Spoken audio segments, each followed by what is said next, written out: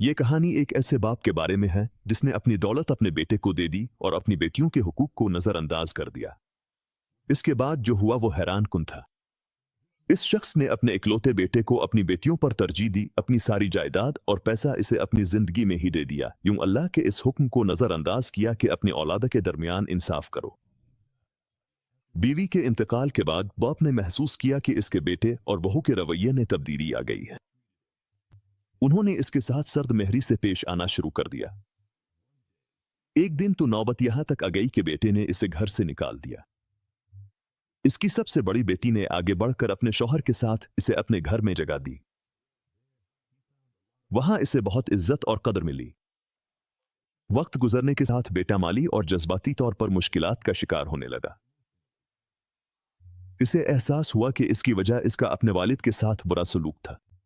इसे अपने किए पर गहरा पछतावा हुआ।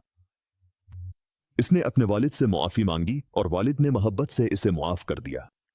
वालिद दोबारा अपने बेटे के घर वापस आ गए, जहां बेटे ने उनकी सारी जायदाद वापस कर दी और खुद भी बदल गया। अब वो अपने वालिद का फर्माबरदार और बहनों के साथ मेहरबान हो गया।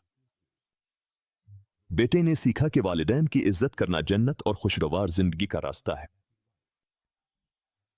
और वालिद ने यह सीखा कि औलाद में जानिबदारी करना दिलों में रंजिश पैदा करता है और इंसानी रिश्ते तबाह कर देता है।